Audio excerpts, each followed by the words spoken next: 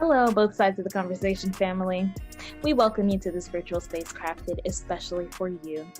My name is Jada Curry, and I'm both sides of the conversation's marketing director and graphics design specialist. I want to take some time to ground us all as a community into this space we are about to open up in, so let's go through our community standards. Both sides of the conversation is providing a safe and honest space for open conversation, so we ask that you all be respectful of that. We also ask that you be respectful of each panelist, host, and participant. We do encourage healthy debates and conversations. Don't personalize anything with anyone. This includes name-calling, bullying, trolling, or shaming. This will not be allowed or tolerated. Your perspective is yours. It is not a prescription. You do not have to agree, but show respect.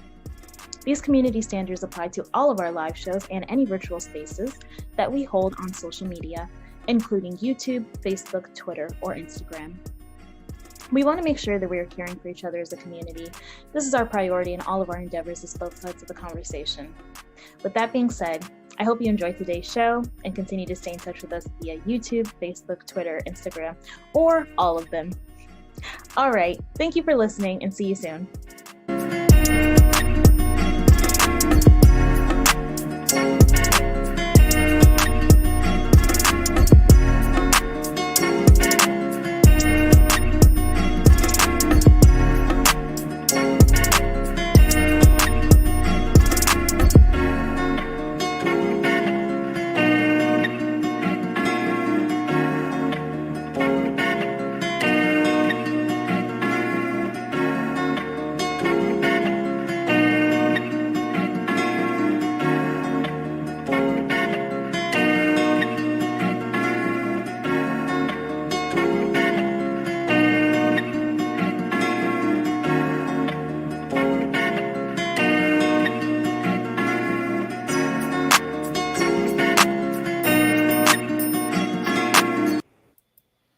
Welcome, everybody, to both sides of the conversation. I'm John Henry, Executive Director. Today is Tuesday, so you know what that means. We're going to have another Hidden Gem segment where we will continue to highlight our Black and Brown businesses, as well as those community leaders and organizations that are doing positive things to impact our community. For y'all that's just tuning in, first time checking us out, I know it's a lot of new people. I'm getting a lot of emails. People like, man, this is dope. Okay, every Tuesday we are in space. We're giving space to our Black businesses. We want to bring economic power to our community, and it starts by community, knowing where to go, support your Black dollars, our brown dollars. We got to empower our own community. We can't wait for folks to support us. We got to support our own self. So we're doing our part here at both sides of the conversation to make sure that you know where these folks are at, how to support them, how to be in there, and also salute the amazing, amazing folks that continue to do positive things to impact community. With that being said, my co-host, Ayana, is here. Our other co-host, Tony, is still recovering. I talked to her. She's doing better, community.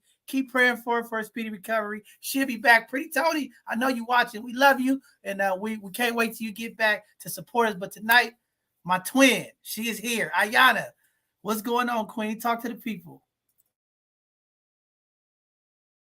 Hey, hold on. Hello, community. Happy Tuesday. I'm so happy to be here for another Hidden Gem segment. We have some awesome guests, and I just cannot wait for you all to meet them and just to hear all the wonderful things that they're doing out here in the community. Most definitely. I mean, this is what this segment is all about. Thank you for being here. And we're excited. We're going to get started real quick. Just want to go over a couple of things for community. One, we heard from community. Okay. Our Sunday conversation was very, very powerful and impactful. For y'all that missed it, go back to our YouTube, check out our Sunday conversation that just took place this past Tuesday. We were talking about Black suicide amongst Black males in our community.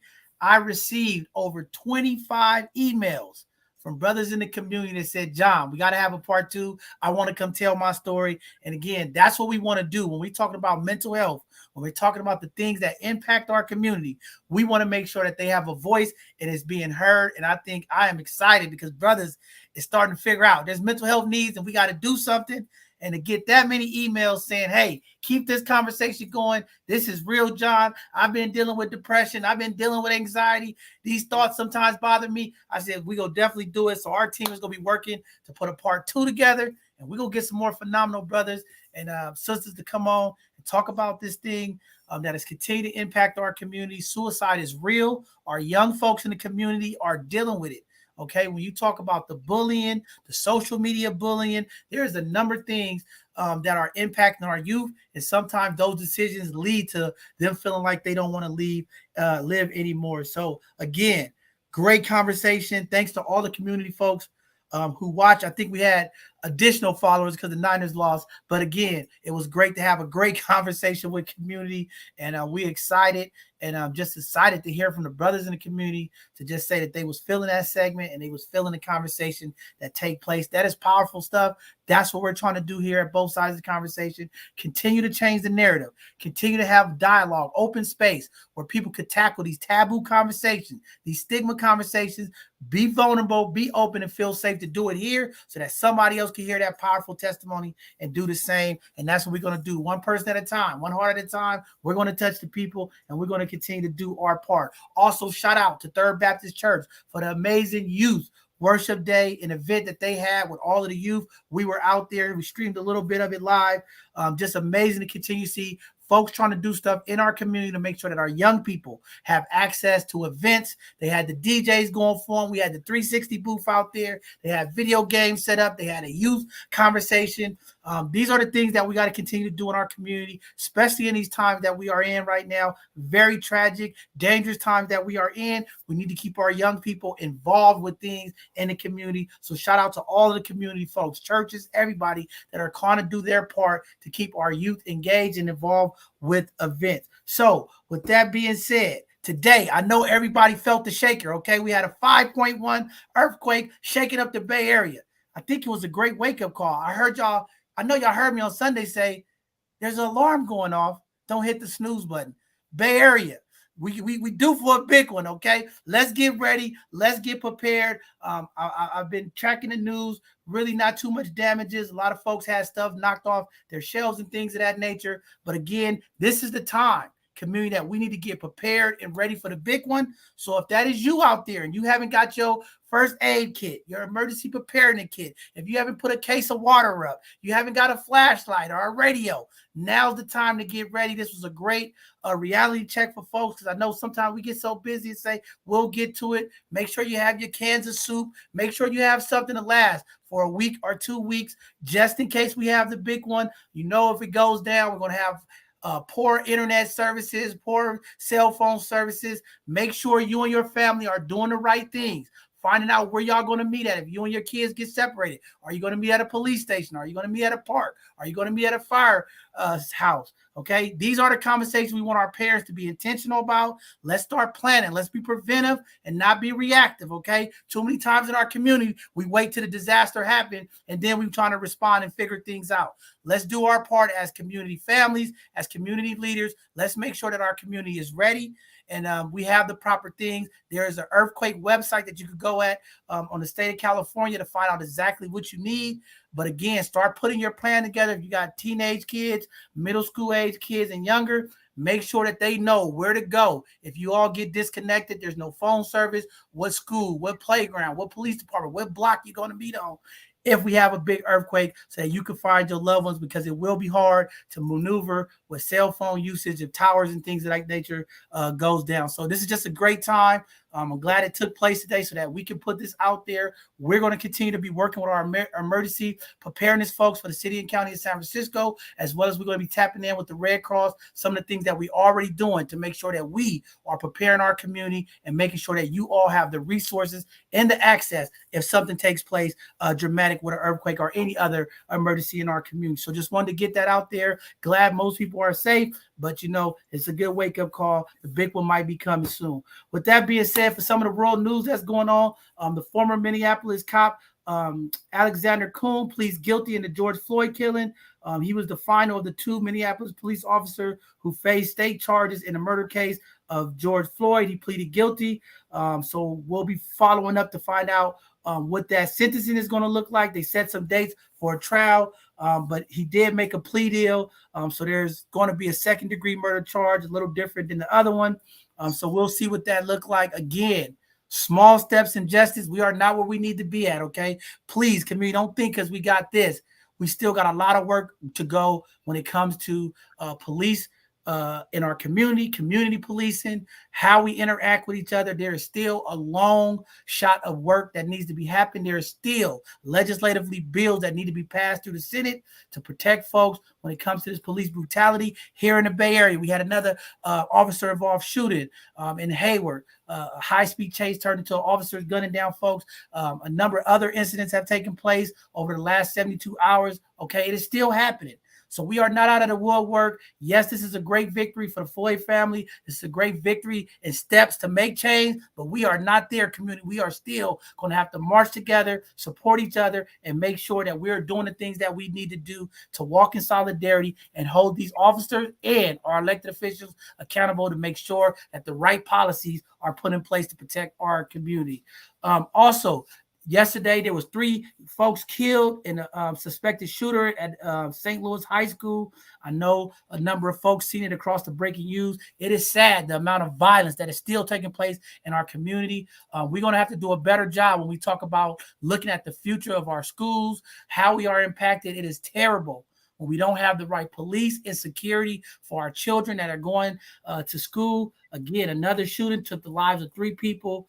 The suspect believed to be a 19-year-old former student, and this is happening too much. Okay, we just had the school shooting in Oakland. We had a number of them in Uvalde. Like, this just keeps happening.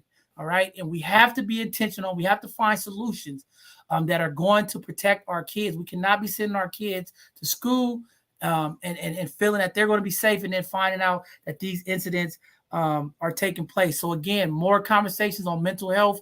A lot of this stuff still drives from bullying, folks going through their mental health issues, social media bullying, these things that take place in our school that we don't talk about. We got to start working with our young people. We got to connect with them. All of our mental health supporters and organizations, we got to get out there. These young folks are crying out for help. We are in some extreme dangerous times when they look at the economy, what's going on. Okay, these type of incidents are only going to get worse as we move into the end of this year. Okay, we got Halloween coming up. People are going to be walking around with masks. We have to be careful out there, community. We are in some very, very difficult times. And when you look at the budget and what's going on, the amount of layoffs, the things that are taking place, it is scary times. Interest rates are high. Inflation is high. Y'all look at the gas. It's $7 in gas, okay? The milk is high. The eggs is high. Everything is increasing, okay? And y'all know what that means as we approach the winter months, as we get close to these holidays. Discretionary funds are going to get tighter, and folks are going to become more desperate, and they're going to be taking chances that sometimes they wouldn't do to pull off robberies and things of that nature. So do your part. Be safe out there. To all the ladies in the community that love to shop, okay? Be careful at these malls. There has been a number of incidents of folks being robbed at these malls, so be careful out there. Time is going back an hour. It is getting dark earlier, so be mindful while y'all out in the community, okay? And the last news story that we wanted to hit, there has been an increase of these fentanyl pills that's been going around. The authorities in LA contained another 12,000 pills the other day at the airport. Okay, and these pills look like little Skittles. All right. So be careful out in the community. Make sure your young folks that's out trick-or-treating, be careful. All right. We got some sick individuals in our community. And the last thing we need is one of our young folks in the community thinking that they're eating Skittles and they actually are eating fentanyl or some dangerous drugs. So just be careful. Be monitoring your young people in the community. There's a number of safe community events that's going to be taking place. Ayana's going to be reading the events so you all know where to go. And for y'all in the city, both sides of the conversation, we're going to do be a part of the Halloween event. Make sure there's plenty of candy for all of the community. So come out and enjoy it this Friday. But again, parents, be safe. Okay, be mindful and check your kids' candy. Again, there's a lot of opiates and different drugs that are in our community, and they are setting them up and packaging them like candy and different things that our young folks like. So be mindful of it and definitely look out for the young folks. With that being said, I'm going to go ahead and pass it to Ayana to start getting us through our community events so that we could go ahead and get our amazing hidden gems up on the screen tonight. Go ahead, Ayana. All right. So we have community events happening tomorrow all the way to the end of the month. So we have our Halloween event Thursday, October 27th from 3 p.m. to 7 p.m. and that'll be in San Francisco. Our next event is the Wizardly Nights on Friday, October 28th, 4 to 6:30 p.m. in San Francisco as well. Next, we have the free movie night. Ooh, my favorite movie, Hocus Pocus. That'll be Friday, October 28th from 6:30 to 9 p.m. Bring your kids out and enjoy that awesome movie. The next one is the one-day youth baseball camp. That's a free event for ages 9 to 14 years old. That'll be Saturday, October 29th from 10 a.m. to 2 p.m. And the information's at the bottom of the screen. Next, we have the Bayview Hunters Point Jubilee and Resource Fair, Saturday, October 29th, 11 a.m. to 4 p.m. in San Francisco. Next, we have the Parenting and Poverty Justice Rally, Saturday, October 29th at the California State Capitol. Everyone come out, let your voices be heard. Next, we have our Harvest Festival. This is also a free event, and that'll be Monday, October 31st on Halloween Day at 5 p.m. in Bay Point, California. Next, we have the high school test prep class open to all 7th and 8th graders. And the information is at the bottom of the screen. Email sfrebels1990@gmail. Next, we have our monkeypox vaccinations. That'll be happening every Thursday, 11:30 a.m. to 2:30 p.m. And that'll be in San Francisco. Next, we have the Peace Parks Presents Friday Night Fun every Friday night, 5 p.m. to 8 p.m. at the Hamilton Rec Center in San Francisco. Next, we have the Saturday Family Fun Day. That'll be every second and fourth Saturday. For more information, email sfrebels1990@gmail.com. Next, we have our 33rd annual Pee Wee Basketball League. Registration is currently open. The league has started. However, they are still looking for more coaches to volunteer. So support our youth, go volunteer. Next, we have our San Francisco Smart Money Coaching, free confidential financial guidance for anyone living, working, or receiving services in San Francisco. So call that number to schedule your appointment. Next, we have the Celebrating Black Culture. There's a mini grant available for up to $7,500 to funding Black culture preservation events in certain areas in the city. So please email the email below for more information. Next, we here at both sides of the conversation, we have a capacity building fundraiser. So please go to our GoFundMe page and donate to our wonderful organization.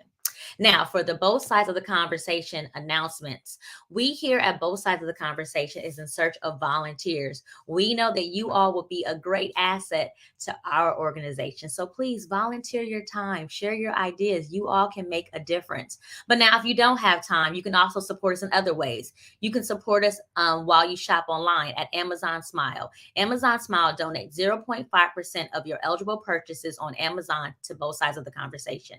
All you need to do is start your shopping at smile.amazon.com and choose both sides of the conversation as your charitable organization, and donation will be no extra cost to you.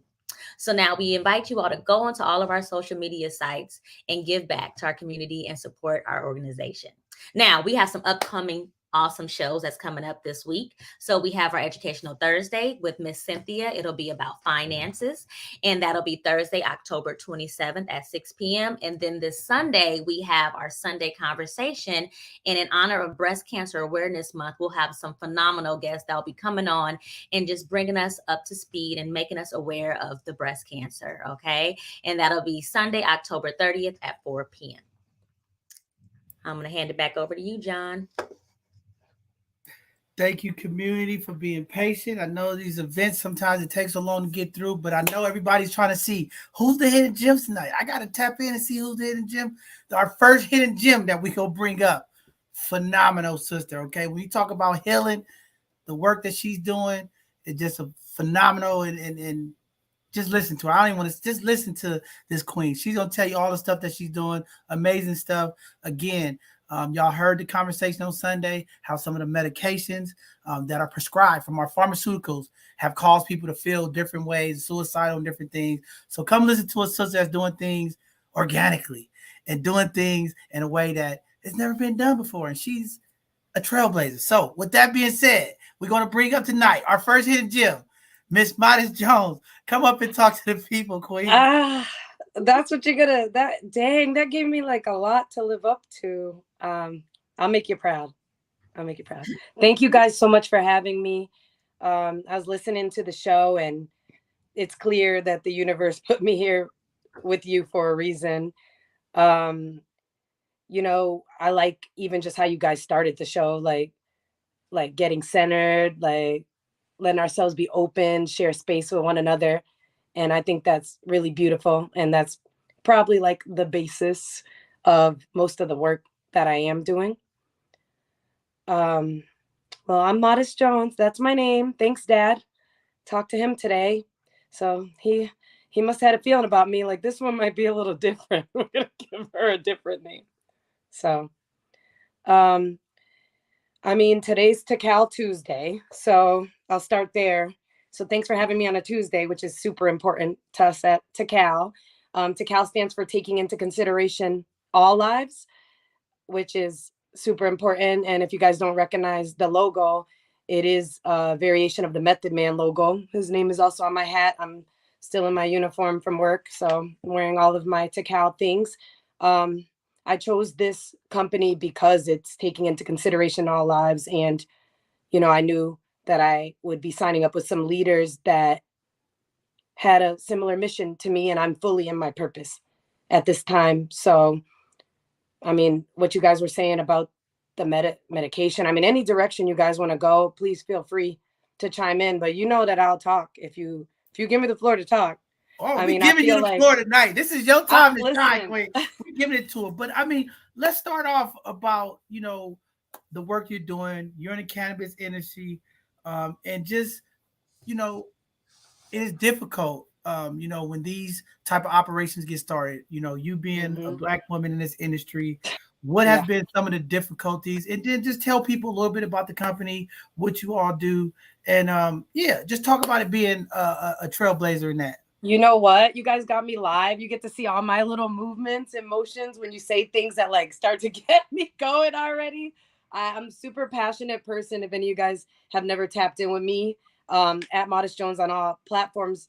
But I mean, you talked about being a Black woman in the community. So yeah. So in general, let's just start. We can just make these full circles even smaller and smaller, right? So in general, right now, in the general population, being a human, there's a lot going on right now, right? And we can dig more into that and our different theories, or what some may want to call conspiracies, or just notions or knowledge, you know what I mean, about that. But that's already a thing. So let's start there. Just being human right now, there's a lot going on. I was listening to your news. I don't watch the news. And I get it. We have to be prepared. That's part of knowledge. I do get it. But for me personally, I'm just so much of an empath that I'm completely okay with sharing that with everyone at this point, that if I don't make it like happy, happy, happy all around, like for the best I can, then I'm not giving my maximum of what I have to give, like my gifts to give. So I noticed, like, when we started the show, she was like, let's open ourselves. She was sharing space and all this. And I'm like, yeah. And I'm like, oh, I'm like, this is great. And then we started talking about like the real shit that's going on right now. And then I like slowly like was trying to pick up my smile. I'm like, Ayana's looking at me. I'm trying to like pick it up, and like slowly the energy's like draining, like ever so slowly, because I am raising 3 sons, and I have to deal with other humans when I go outside to make money. And like, like, so being prepared, super important. You told me some things that I would want to mention to my kids. Fentanyl has taken so many lives, and them approaching Halloween season and the Skittles thing, like that is like not cool at all. Like, you know what I mean? But having that knowledge gives me the ability to share it. So I already got some nuggets from you guys just from being here, knowing that just because things don't feel great, like I still need to hear it and like understand. Now I cannot submerge myself in it by any means. Like, and during quarantine and all that, I did not. I just don't watch the news. Like, let's be honest. Now that I have such a familiarity with this show, I could come gather some news from you all. Like, yes, but I mean, like, it's really not it. So I'll just go, since I said something wasn't it, and a lot of people that know me, I say things aren't it. Let's just start there. Both sides, right? You're both sides of the conversation. Okay. Some things are it with multiple T's. Really it. Some things are not it, right? So if we have this option, this choice, and I get it. It's easier said than done, and I get it. It's not always a smooth thing the way I'm saying it, right? But it kind of really is, though. So someone says some wild stuff to you, right? Well, that's not it, right? Right. A lot of those stories, like from the news, are not it. Like, we have to start from within and figure out like what the hell is wrong with me. Like, it's from within you, right? So as we go, I said the world, right? And then we can make this smaller and smaller. We could say the entertainment industry, which all of you are in. Here we are. We're part of the media. We're sharing content. Okay. Entertainment gets smaller. And I haven't even started on the fact that I'm a woman and that I'm Black yet. So hold on a second. I'm just human right now, right? So entertainment's pretty small. And then within entertainment, you got all your stuff, which I've dabbled in a lot of it: music, TV, film, cannabis, food and beverage, all kind of in a similar realm, right? We're here and we're entertaining the masses, even if you are working with cannabis as medicine, which it very well is. When you come to the dispensaries on Takao Tuesday, here's your entertainment, like, so having the knowledge of the plant is super important. And what I've gathered within the cannabis industry is you have your people that have their knowledge of the plant, and you have your people that have a knowledge of greed, and then there's things in between, right? So if we talk about the things in the world that are not it, like a lot of the stories you tell, a lot of them are rooted in greed, right? And a lot of the reason why the sexes are being separated, why the colors are being separated, are rooted in greed as well. Everyone doesn't have to believe what I believe, but I'll just tell you what I believe in my perception, my perspective. That's why you brought me here, right? I believe that the soul is a part of me that is me. The part that you're like, oh, Modest, your eyes or your soul, this or that, it's my soul. I believe that it will always exist. So a soul is the energy that all the things that I've latched on to make me has like attracted to. But it all started with this spirit. And I believe that it will always be here. So although throughout my life, I haven't always been the perfect little peach, I've been working really diligently to cultivate that spirit and my soul and just heal it and repair it and just like let it get all juicy, like, because it's always going to be there. So I just want to make it better and better and better and better. And also, I know what karma is. I know a lot about karma and instant karma. And once and then the creator or whatever you believe, like if my creator, which is connected to my soul, right? Because in sense energy, I kind of am one with my creator, right? I believe that I will be accountable for my actions. And, I'm about to turn 40 in a few weeks, you guys. And I just feel like I better start working on this now. If me at 20 would have absolutely no idea what the hell I'm talking about, just to let you know. So that's where I'm at. And I do believe that the root of anything I could say to you that is not it does come from a lack of healing and maybe lack of belief or acceptance that there's a part of you that will always exist and you are always accountable. And I mean, there's an eye that's like always watching. I got one on my arm. I don't know if you can, I don't know what angle to do. I don't know. There it is. But if you go on my pages, you'll see all my tats and they all have meaning for me. But there are always eyes. And I live in Las Vegas right now, you guys. So there's literally eyes in all of the skies and all the cameras. We see you, not just the people in the casino, the security in the casino. We see you. So like if your intentions are like not it, some of us, we see you. And I do believe that I am so grateful that I have this open floor to like just, I do believe that as a woman of color, that I do know I have an understanding or even an overstanding, depending on where you're coming from, right?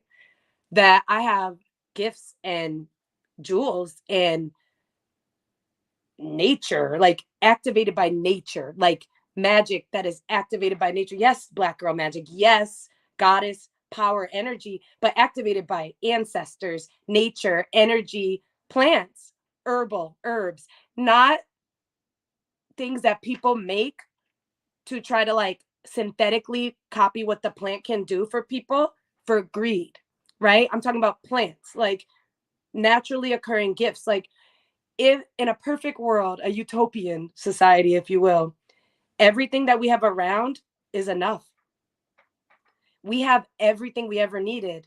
In comes greed, or whatever you want. And that is just my perception, or that's my belief. And I feel it so deeply and so passionately that I know that there is merit and truth to it. And I believe that the issues that I could talk to you guys about, I mean, I'm going to tell you how I want things to be because that's just what I'm going to do. But the issues I could talk about do come from a place of a lack of self-love. And again, I'll repeat it because it's that important, and a lack of awareness for your soul. And appreciate that people of color like have some things that are special enough that our history was hidden from us, like special enough that it was tried to be like, there was an attempt. It kind of worked for a while to keep it from us, and books upon books of all the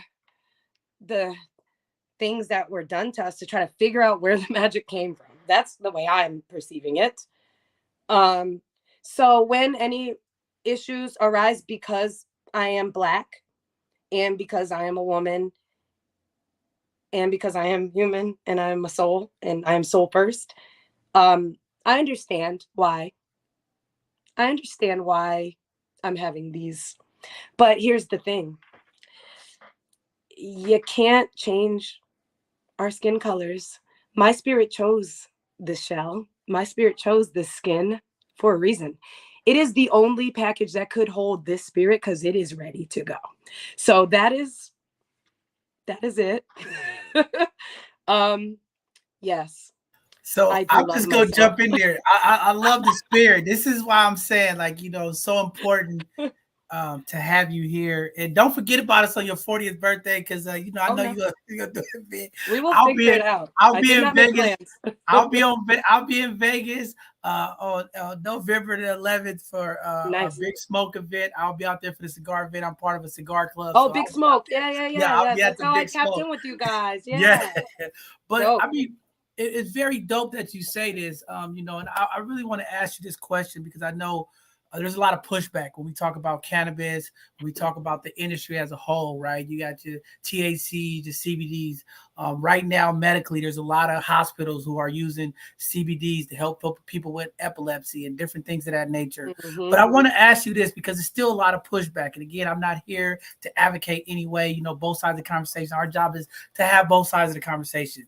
There's a number of people out there that will push back and have the issue of the cannabis industry. And I wanted to hear from you, being a mom in this industry, There's a lot of challenges. There's a lot of obstacles and hurdles in this business. How does it really impact you? And is it that bad? Because I know there's a lot of flack that come with it. Oh, you're a mother and you're in this cannabis. This is poison in our community, right? There's some people that are still thinking that it's poison in our community, right? But the reason why I bring this up, because when we talk about pharmaceutical companies, and I told them this Sunday on our show, it's like every commercial that I watch when it talks about medication, there's some negative side effect, right? And it's like, it's no outrage about depression, bloody blood clots, different things that these medications could do to you. But when we talk about cannabis in this country, it is still a stigma, and it's tough for some people to swallow, even though we know some of the CBD research and stuff that's been going on has shown some phenomenal and amazing results of like things that it could do to help in the medical industry. I know 2 weeks ago or 3 weeks ago, Joe Biden signed into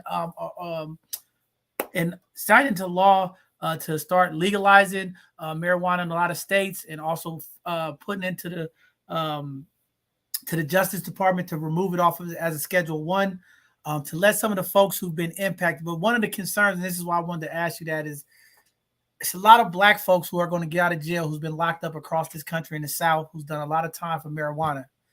The access and the equity when they get out to call, for repair. How do they get in the industry? Because sometimes I feel like they say this stuff and it's like, okay, we letting some people out of jail who's been wrongfully harmed. But the folks who are against it are the same businesses that get access. These white billionaires can make all this money off it. Now they're gonna make it legal because it's taxes and it's controlled to a certain part from these other organizations. But how does that equity look like? And then how does it feel as a parent being in this industry, and some of the pushback when you talk about the work you do, and maybe if folks at the, they see you as a parent, they know what you do. How does that feel? And is it real, or is this just something that people are talking about? Well, here's the thing. The things that we're talking about that are really like viral and all those things are the things that we're allowed to talk about, right? Because if people are coming on and it's anything that's going to jeopardize like big pharma or jeopardize the greed initiative, then they'll just ban. I'm shadow banned. Today I couldn't like anybody's stuff. Like, it's like, no, Modest, you can't spread love and peace because we're on through some greed shit or whatever have you, right? But here's the thing, and we can go back through all the different channels you guys said, but I'm gonna tell you the main thing, because we're never gonna have enough time for all the conversations we could have, okay, in this group. So love is gonna win. I'll tell you the end of the story. Sorry for like, I gave you no cliffhanger. Love is gonna win, right? So everything that's of love and peace is gonna win, right? So everything else that's over there, because it's in the not it category, that's confusion and chaos. And that helps the greed initiative, obviously, from my perspective.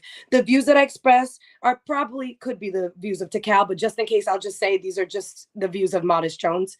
But here we go. Because, on TV, if we started promoting all of the humans that inbox me, that I meet in person, that I've specifically seen CBD turn them from a special ed student to a super focused individual. Now, let me put my disclaimer in there.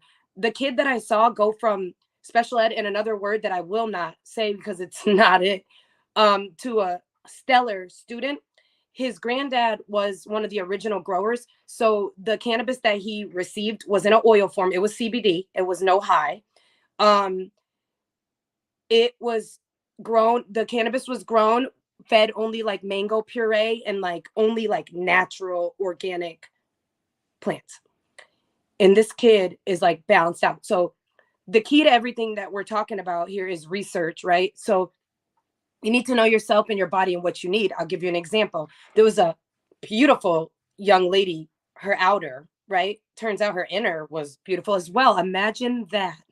Imagine how that inner reflects the outer. But anyway, the guys were all going crazy when she came in dispensary. This is a few years ago when I started as a brand ambassador for another brand. And her reason for coming in was not to get high with all the guys that were checking her out. She couldn't eat. She had no appetite. So whatever was going on with her, I didn't dig any deeper into it, but she needed specific terpenes, like, which are the herbs within the plant, you guys, like, that give you the different, effects. So we wouldn't give her one with humulene because that's going to be an appetite suppressant for most. Sometimes paired with other terpenes, it will have different effects on different people. Like me, humulene, appetite suppressant. So she got whatever she needed. She went and had her private conversation with her bud tender. Shout out to the bud tenders. You know who you are. You're freaking amazing. She ended up coming back, following me on Instagram, messaging me.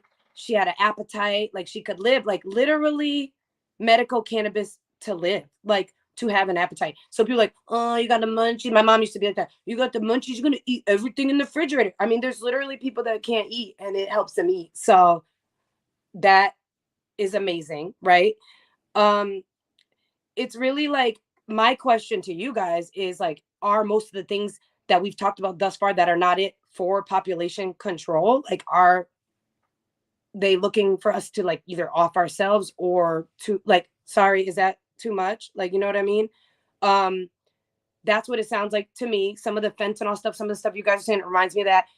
Keeping the plant from the people must be some kind of population control. It's just the desire for the control over it and the income from it.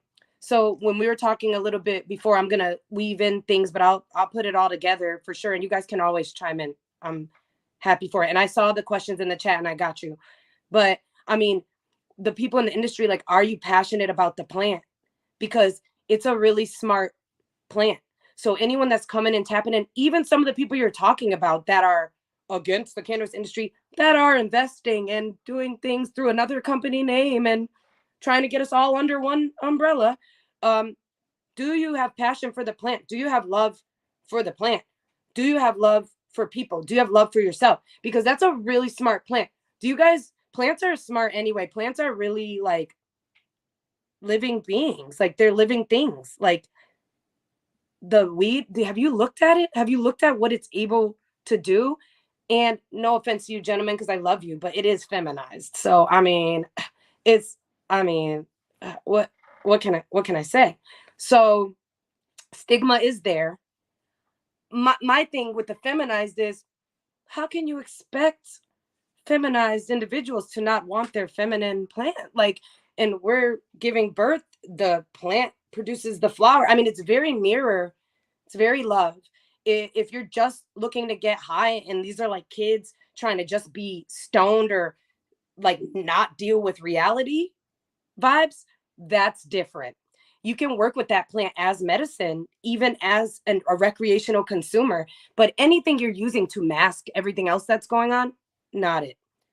You would choose to work with that plant for the results that you're looking for. Sometimes, literally, you guys, it's like, I don't got no kids tonight. I'm going to eat these edibles because why not? I'm not going to eat all those outside. Like, so at this point, whatever brings you closer to your peace and your love and like to chill.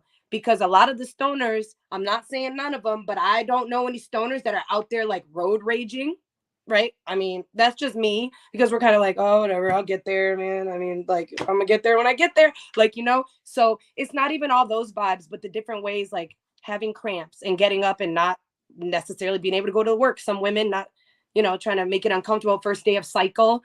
Literally, cannabis, like butters, like creams, like Kush creams and whipped butters, and those have changed my life because I can always get out the first day. And I have 3 sons by myself.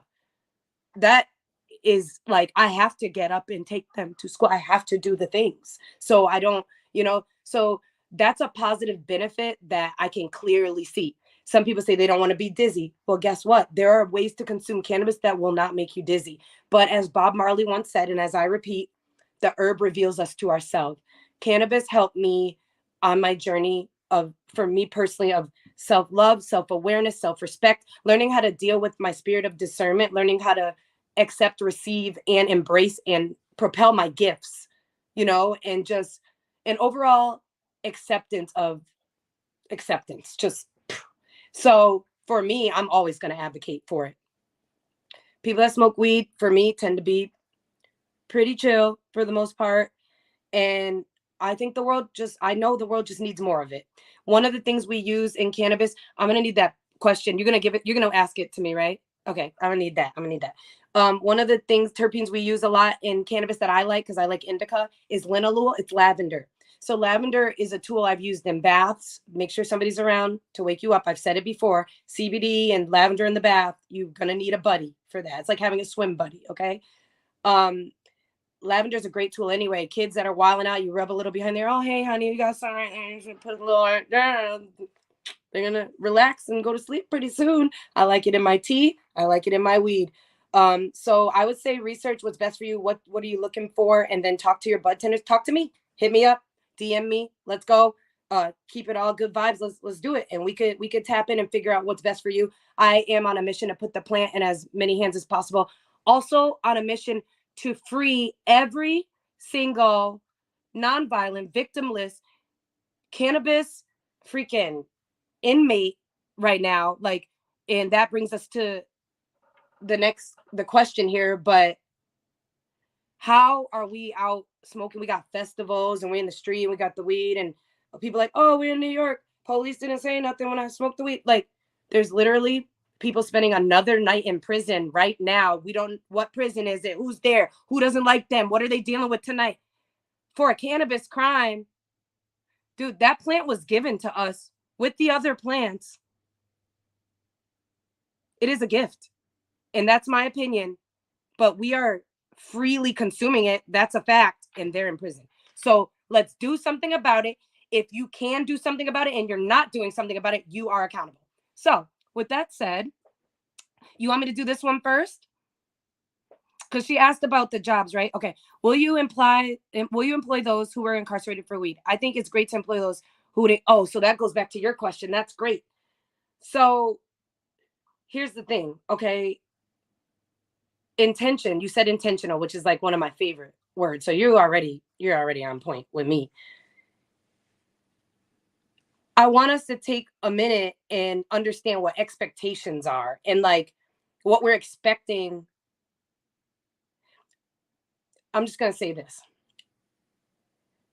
What we're expecting from people that lack self-love is like, come on. Okay. If they already don't love themselves properly, how you think they're going to love you properly? And then you think they're going to love a stranger properly? And then depending on how much self-love they lack with this skin, like, I mean, so let's just not act surprised. But what we can do is learn how to have unity in the community. Now, if you look around at the different areas, maybe the areas that are buying out your old neighborhood right now, because I have some stories if we ever get into that. But a lot of people that are of the same background and community are coming together. And a lot of them have been for centuries and decades and are just doing it as we speak. And that's going to give them a little nudge on those of us that are not being a community. The most important thing we can do as a community to get ready to be around other spirits and be close with other spirits and to learn how to trust. Wow, you hear that word? I don't see a lot of that in my life either, but I'm getting there because I trust me. I trust my creator, and we're going to start right there. And I think I have somebody else I trust, and we will tap back in. Clearly I have work to do as well. And I am okay with sharing that with you. The best thing we can do for all of this, and I will answer all the questions, but I'm just going to say the best thing we can do, because all I ever want to do when I speak is give you what I think you really, really want. And then we could go back to the questions that kind of lead up to that. The best thing we could do is, of course, heal ourselves. Easier said than done, but we can also hold each other accountable. We all have strong suits. We're stronger in other areas. Even just these moments with you guys, I'm better already. Everyone's going to get better somehow from these energies. Okay. We come together, right? Because there's more of them on agreed agenda. And these are my two sides. Okay. Because not it. Okay. But if it's more of them on agreed agenda, then the healing agenda seems like there are fewer and fewer of us. So you're like, oh my gosh, Modest Jones, she's speaking these things and like nobody else is. I sure as hell hope some other people are saying it, but we need to hear you. So that's us coming together and being like, okay, they want to take this down because listen to what we're talking about. Okay. They want to shadow ban us because we're promoting cannabis. Okay. But there are other outlets that we can use, but we need each other's resources. So we pour into each other. We don't go on a drain agenda. We don't go on a waste people's time agenda or whatever little fads are going on. We pour into one another because clearly, I'm just going to tell you straight up, if I feel like I'm being drained, I'm out of there. And I still love you, but I'm over here loving you and I'm out of here. So let's find a way to share resources so that everyone is pouring into one another. And I know it sounds like, wow, how are we going to do this? No, we're going to do this because we have to unify. Honestly, I'm just going to go straight out. People of color need to unify. I used to always say people in Atlanta seemed unified. Why in New York, everybody didn't seem unified? I believe cannabis brings some people together. Black people, we have to come together. Like, I'm just going to straight out say it because they are. Okay? Okay. All right. Back to the questions. There was one about that had to do with the incarceration.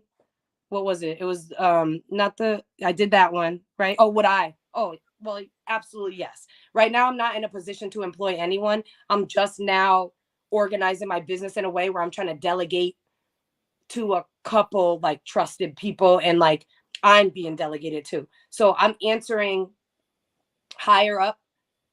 But if I'm looking up, just know they're looking up and it's up. We all going up. So I chose where to tune in, but I'm also a person, and I don't know if this is going to upset anybody, but I believe that gods and goddesses like have to come together. And if there's like a real God that's a God and he's dropping gems, like I'm catching all. I want all of it. Okay.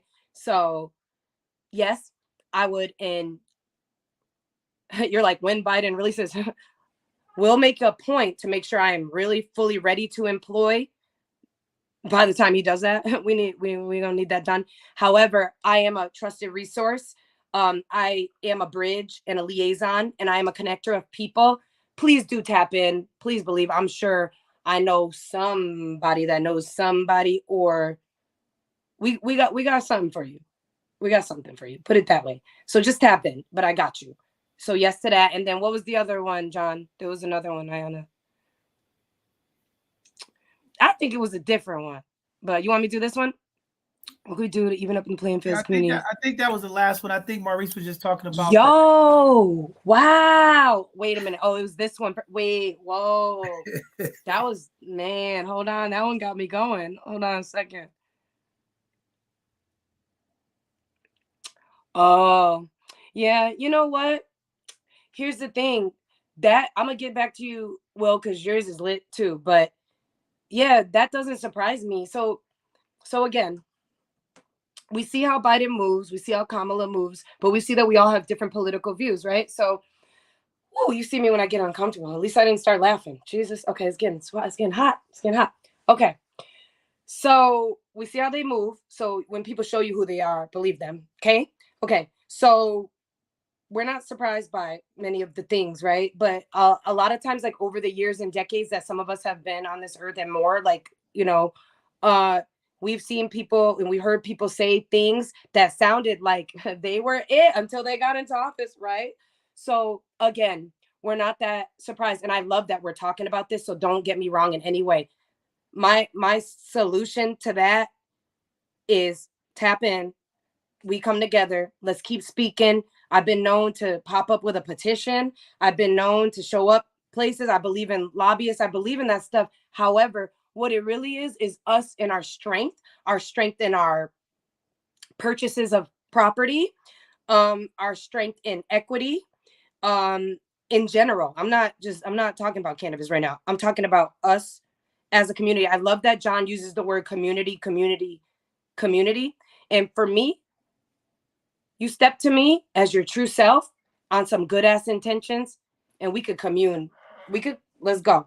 I'm with it. But what I've seen for what I've had to teach my boys that they were not taught in school and what I had to research on my own and dig in and read and listen, what I'm seeing is us as Black people need to come together too. So I wanted to reiterate that because I do personally see signs that show me that we may be one of the only groups that does not come together and raise each other up Well, consistent. we're going to change that today. We're going to change that Consistent. Oh, because you it's changed. brought the Let's go. energy. Let's go. You brought it Let's go. all. Let's You go. know, I just want to say, we are thankful to have you here. I mean, the work that you have been doing is just so amazing. With really bringing the love and the information to the community. I mean, it's just very powerful. You are a trailblazer. It's a lot of Thank you for saying opportunity that, John. that Thanks for is saying coming. that. It's a lot of opportunities that's coming to you because, again, when you love the people, you lead the people. You can't lead the people if you don't feed the people. I always tell people, Well, John, before you kick me out, because it sounds like you're trying to kick me out, that guy. I gotta get to my other hidden gems. I'm gonna go. But Will, I'm not gonna leave Will hanging because it's a quick answer to that. Like the way to push in it is to unify, yes, but to even up the playing field. Here's the thing: you got to choose who you're playing with. So, of course, a lot of people work through certain situations to get to where they get. I get it. I get it. I get building capital. I get taking care of your family. We have to choose who we're playing with. We have to get ourselves to a point where we can say, that's the brand I want. And this is who I want to work with. And you're the leader I want. And this is the partner I want. Or you're the employee I want. You're who I fucks with you. You, colleague, partner, friend, fam, you. And we got to pick that. So when you talk about even up the playing field, if you go out there with your spirit and your spirit is super popping, okay, like how John be like, like getting it in. How you gonna go to somebody that's not it, that don't even love themselves and think that we're even in the playing field? No, they're not it. They look like it because they got whatever, but there are other jewels besides those in the physical, right? But when you get to those in your soul, they're gonna bring you to pure abundance. You won't have to ask or want for anything. If people want this to be a boys club, girls club, mean girls, or you can't sit with us, or, well, guess what? I'ma always sit with me. What's up? Like, boom. Like, I mean, you know what I mean? There you have it. Self-care, self-love first, then you can love the people. No, definitely. I love y'all. No, but I definitely appreciate you being here. Definitely, we're gonna definitely have to connect. I'll be out there, but just want to just give you your roses. You know what I mean? At the end of the day, going through all of these obstacles to get to where you are. Again, I've been watching you for a long time. You didn't even know I was watching. So when I see you made the connection, I'm like, I know who that is. But again, it is soldiers in the field. It is powerful women like yourself that continue to be that change, right? And I like how you said global healing. We have to find alternative, right? Everybody's not going to agree. Everybody's not going to have the same way of healing. But again, there are other options out there for our community to have. And again, continue to do the work that you are doing. We appreciate your energy, the things that you do to impact community. And I know somebody's out there is just going to be saying, wow, let me follow her. Check her out on Instagram, all of her social media handles, because we need the next generation of entrepreneurs. Okay. We are seeing an influx of corporations that are laying people off. People are looking for opportunities. And there's a lot of entrepreneurs out there who'll be looking up, seeing what you're doing and say, hey, I can do this, right? And you're opening the door for folks. And you can do it.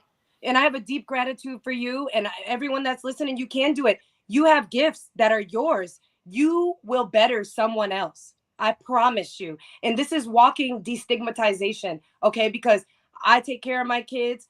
I have plenty of motivation. And y'all know when I get dressed, I be putting it on too. So this is walking destigmatization. I'm smart. Like, I have a brain. I have knowledge. I retain information. I can memorize lines. Like, I do these things. And when you guys catch me, I'm usually just straight off the cuff. This is coming from my soul and my heart.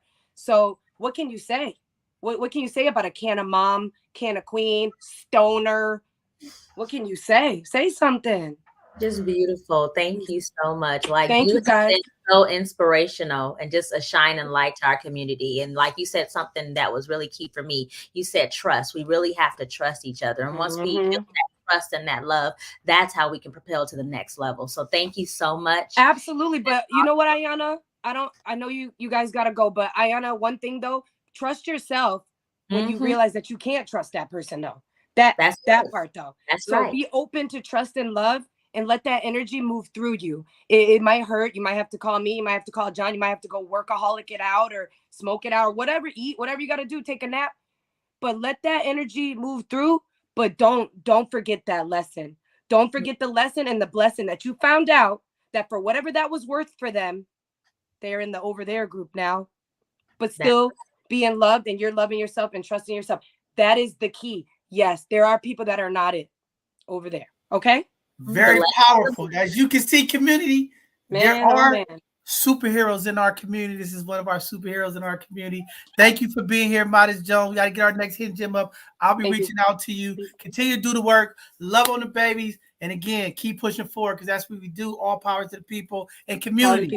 Check her out on all of her social media. Go support because that's what we do. There's a number of different options and things that you could do. Check her out. Good stuff for the family. And, you know, we're going to go ahead and let you get back to them. But thank you again for being here. We'll be reaching out, and we'll be definitely coming to get you on one of these other conversations that we'll have on Sunday. That'll be more open. Let's go. You staying for MJ BizCon now. You done did it now. Let's go. All right. Thank you, Modest Jones, the community. Follow her on all social media handles and connect with her. Have a blessed evening. We'll see you soon. Love y'all. Bye. Bye-bye. All right, community. Y'all know, there you go. Another hidden gem doing some amazing things. We're going to bring up our next hidden gem, Miss Clarette. She is here as a health professional doing a lot of amazing things. Check out what she's doing, community. We're going to bring her up. Miss Clarette. Hi, good evening, everyone. Clarette Presley here. I don't know how to follow that. I mean, Modest. I will be calling you because I have so many questions. Okay. But love her energy. So I'm sure we will be connecting with her later on, but a lot of questions that I also wanted to ask her and some of the questions on the comment section. But just a brief synopsis about me. I am born and raised from the Philippines, came here after I graduated in high school. So I was already in a nursing program in Manila. However, coming on board here, it was in Seattle, Washington, and they had a very long wait list for nursing program. I grew up with grandparents. Just a little fun fact about me. I grew up in a very political party back home. So if your point of entry back home is Manila, so you will know that that is Ninoy Aquino International Airport, and that is my grandma's cousin. So as you know, the transition from the Philippine government right now went back to the Marcoses. So definitely something to look into your wiki. But anyhow, going back to Seattle, I went into a nursing program wait list. And while I was going there, I said, hey, what can I do to do the prerequisites in nursing and not to waste some time. So I did some prerequisite that was that will be translated in nursing programs. So surgical tech was something that I segue into. So while I was in school, I started from the very bottom. I was a housekeeper. I did a diet clerk. I did a pharmacy tech, medical record clerk, unit assistant, transporter. I think I did pretty much everything that you could possibly imagine in healthcare. So I did surgical tech, did finish that, and I work in the operating room and labor and delivery. And then essentially went from Seattle to North Bay, which is somewhere here in the Bay Area, not North Bay, and did my program at Chabot College as an associate degree for nursing. So I finished sometime in 2003 and became an OR nurse. And nothing is enough. I never stopped going back to school. I never stopped looking for something more. Became a nurse, went back to school 10 years later to get my master's program at University of Arizona. went to Dallas, came back to the Bay Area, learned about robotics program. Just finished in 2019 my doctorate at Duke University. I was the first cohort, graduated, the only minority in that program out of the 10 of us. And now I am in one of the healthcare integrated system here in the Bay Area. We'll talk to you more about that. And now pursuing entrepreneurship, doing a Pepperdine program for a President's and Key Executive MBA. And that will push me to what I am doing now in the community. So prior to pandemic, I have signed up a nonprofit organization called Operation DAP. It's called DAP, which is David, my family's last name, Aquino and Presley. So this Operation DAP is a nonprofit organization that provides free surgeries and partner with some of the surgical mission nonprofit here in the Bay Area, providing some coaching, partnership, bringing some free surgeries around the world, also in the Philippines. Then while I'm in Pepperdine, I'm working on a startup called Operation Inspire. Operation Inspire is a healthcare consulting and executive coaching. But within that executive coaching, I am working with a lot of high school students and also undergrad. And some of them, I have seen them grow from high school, junior, all the way to at least now they're post grad. And some of them are actually working in the healthcare right now as the senior leaders, and some of them are in the executive. But what I do with some of the high school students is I do meet with them on a monthly basis. I do get a follow-up with them on a monthly basis. I meet with them initially and their parents to make sure that I do some introduction with mom or dad, whoever is present, and help them on some of the application process, helping them find some of their passion, their purpose, finding their whys. The reason why I do this is going back to my grandfather, who we shared some core values in a family legacy that, money, wealth, properties, those are tangible items that people could take away from me.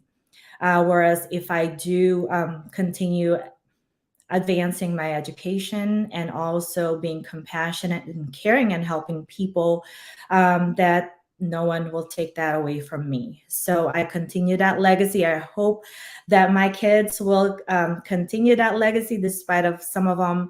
I have two sons, 13 and 20, who will not dare go to healthcare. They get a little cut and they feel like they're dying already. So that is why I have younger mentees, coaches that I work with who are looking at an healthcare path. So if you do have some of your kids, some of folks that you know that have siblings who are not 100% sure what to do. They do know they want to go in healthcare. Doesn't have to be a physician, doesn't have to be a nurse. There are so many things that you can do in healthcare, and we are definitely in dire need in staffing. As you know, during the pandemic, it has been extremely horrendous. Everyone is quitting because of the burnout. And speaking of burnout, not everybody in healthcare talks about mental health.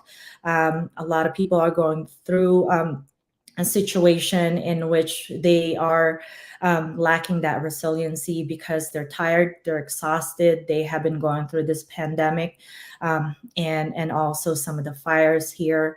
So, allow people, reach out to your friends or reach out to some of your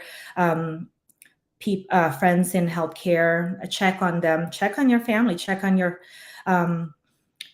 friends who that may be struggling, and just reach out and and say that you care, because right now a lot of things that's happening in this world is not so nice.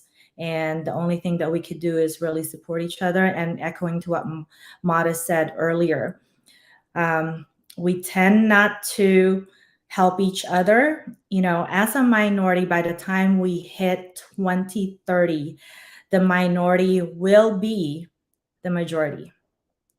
So, I'm really tired of the crab mentality. I come from Marin, and I look to my right and I look to my left. They're asking questions why we are not providing appropriate care to our patients when the workforce does not reflect the leaders or the people on the table. And so when I go to a health organization, I look at the leaders in there, and if I don't see, doesn't reflect or resonate with me, I make sure the diverse community, the minorities, will have the seat on that table. And so I do my due diligence in hiring minority leaders, qualified minority leaders. And if they're green, that's okay, because I'm here to support them, guide them, to make sure that these emerging leaders can also pave the way to that next generation. Because if we don't give our younger ones and the minority an opportunity to be where they need to be and to be able to give that voice and provide those appropriate care to our patients and also the team, then where are we going to be in the future? As you know, healthcare system is not ideal right now, and it's very fragmented. You talk about insurance, you talk about the system, it's not where it needs to be. So in order for us to provide better care, make sure that we are supporting each other, and the people that leads need to give opportunity to minority leaders in order for us to resonate and reflect the workforce and the patients. Wow, I think that's very phenomenal. We are in a crisis right now. I see across the Bay Area, many nurses are striking right now. They are fighting for a position. I think this coaching is a good thing, right? Because I'm always looking at how do we equip the next generation of young folks as leaders in our community. So we have to really look at these other options to advance um, the information and the training to leverage the people in the community to have access. It is very challenging to get into the healthcare industry, but there are a number of changes that are impacting the healthcare system. And a lot of that stuff was discovered during COVID. Even here in the Bay Area, a lot of the local hospitals, UCSF, Kaiser, they got robots taking a lot of these jobs. They got robots passing out pills. They got robots doing all of the vitals. So a lot of the nurses, a lot of the folks inside the industry are starting to feel that same pressure that the trucking industry is facing, the car industry, as more and more of the robotics and automation is taking over, right? So it's like, how do we equipped? And I think you own to something, because we have to get into our communities. Again, it is difficult to go to a hospital and you don't see people that look like you. And again, I am tired of these organizations, okay? These large hospital organizations with the performative, they're about inclusion and diversity. And again, like you said, you walk around, you don't see people who look like you. You don't see staff that look like you, right? And then, the experience for the people from our community to get the services just doesn't understand, right? And it's like the cost. But with your program, how do we lure more of the young population, and how do we use your type of programs? Because I've always screamed for these type of models, right? It's the apprentice model, right? We have to get folks on the job training, but we have to pay them to do the jobs. There's a huge shortage right now when you look at overall medical services.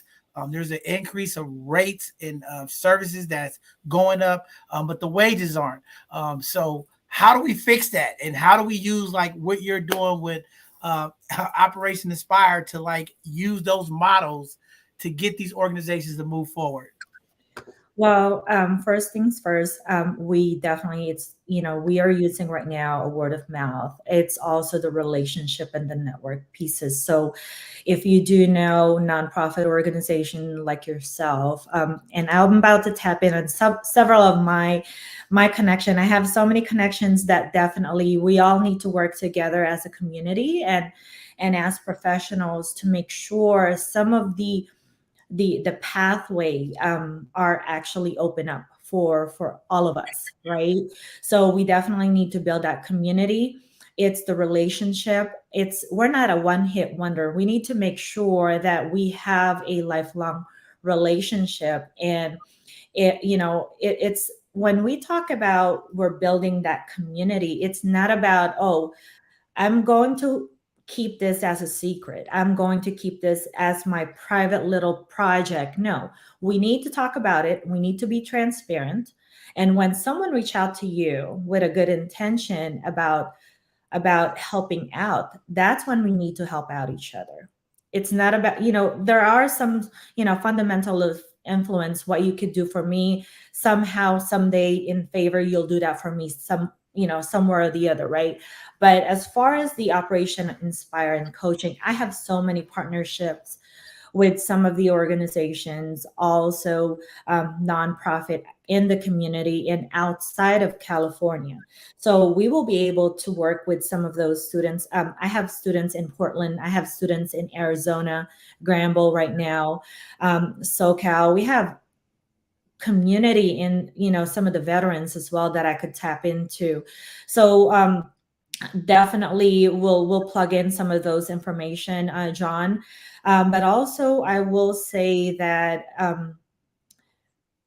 we need to make sure that what we're providing information to our community is that we endorse each other. It's not just a connection. We have to endorse each other. We have to look at the community that we buy our stuff into. I know Amazon is there. I know the big companies are there. They're going to be in there. But one thing that they're doing very well, and you tap on this earlier, is the AI piece. I am not, I'm a nurse. I'm doing clinical work. I'm hands-on. But going into this MBA program, it provided me a lot of information and if you need to go on YouTube right now, check out Human Needs Not Apply. It's one of the video that is profound, very controversial, very interesting. AI, robotics, all of those things are inevitable. They're going to come this way. Think about it when we have seen the self-checkout. Those are some AI. When you go on email, you have 15,000 emails, and all you need is your Duke University transcript. All you need to do is plug that in, and that's automated. So the way we will need to handle that is to actually get ourselves educated and make sure that we lean into our discomfort and understand data, that understand analytics. But there are pieces that the AI cannot replace, right? Our emotions, our relationship, that trust piece right there. We still need to keep that and hone into that. So if you're one person that hates looking at AI, hates looking at data and some of the spreadsheets, lean into that discomfort. Educate yourself. You don't have to be the expert. You don't have to be the mastermind, but try something new. And you don't have to do your 10,000 hours and be Serena Williams, right? Just try it out and maybe learn the basics and go from there. But it's coming. It's coming. Absolutely. You are doing such great work, Clarette. Like, I'm just so inspired. And so I wanted to know more about how Operation Inspire works with our youth. Like, what does that actually look like? So, and like, what age groups do you accept? I try to make sure that I start at sophomore year, because by the time we hit junior, by the time we hit senior year, the application process already has been done. I do need some one-on-ones with the students and the parents. I do know some parents want their kids to do something, but I wanted to have those one-on-one with the students to make sure that their purpose, their passion, their whys resonate when we have those conversation. We look at those, we look at, okay, what are the opportunities that I'm looking at moving forward? How can I be there? Some kids don't want to go to college. Some kids only want to do vocational school. Some kids may want to just, do some ROPs, some community colleges. They don't have to pay my student loan right now, right? So, I have thousands of dollars to pay in student loans. Some people don't want to do that.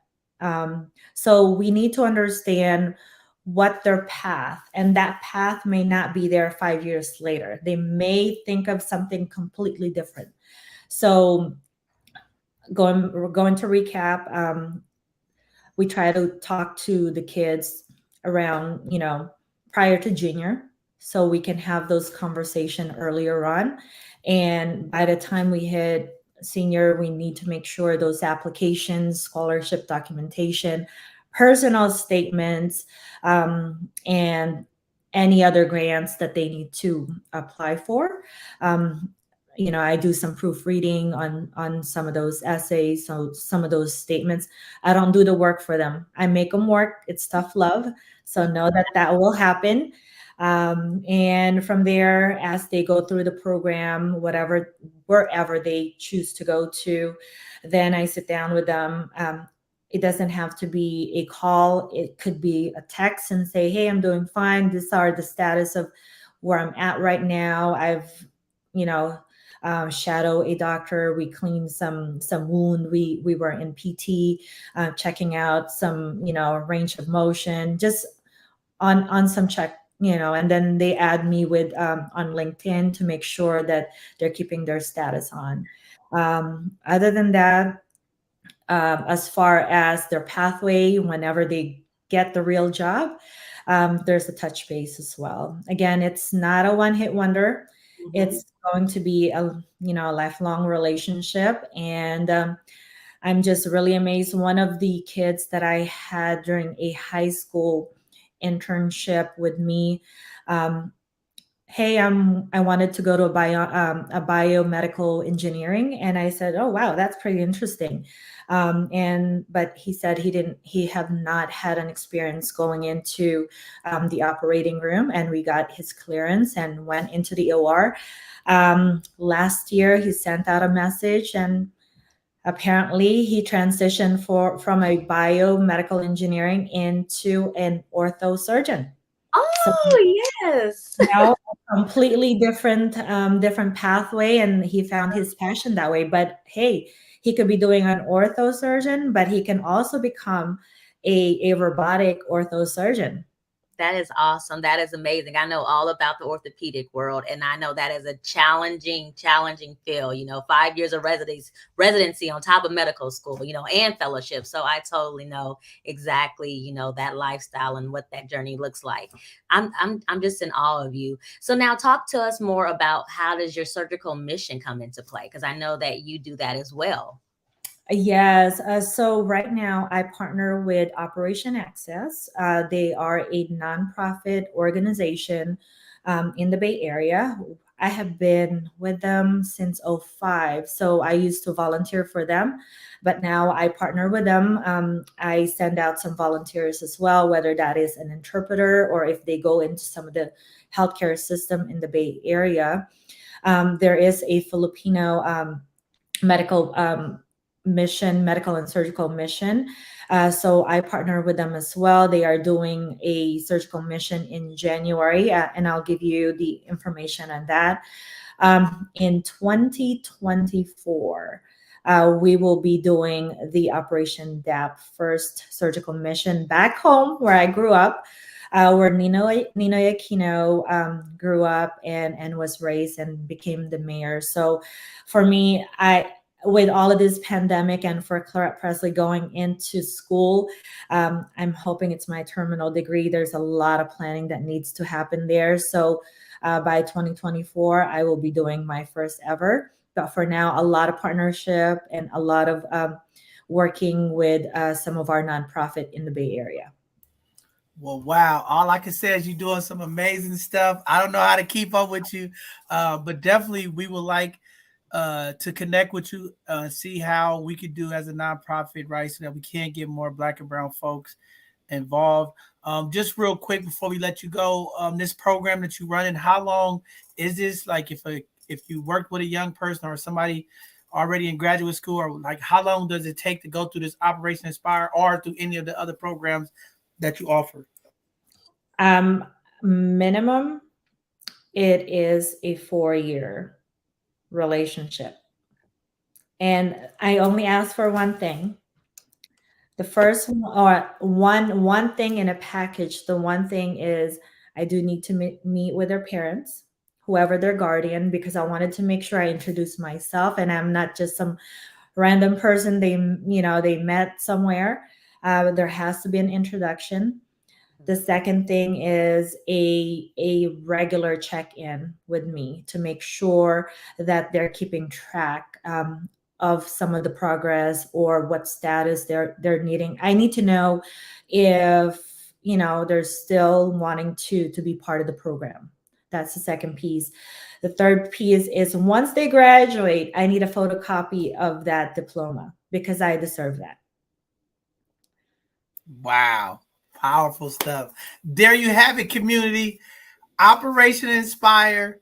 Go check it out. All of our young, phenomenal folks who are already doing pre-medical training, or high school kids are doing vocational training. These are the people you want to connect with. That's why we brought them here. This is what this Hidden Gem segment is about highlighting the folks in our community that are doing some positive things.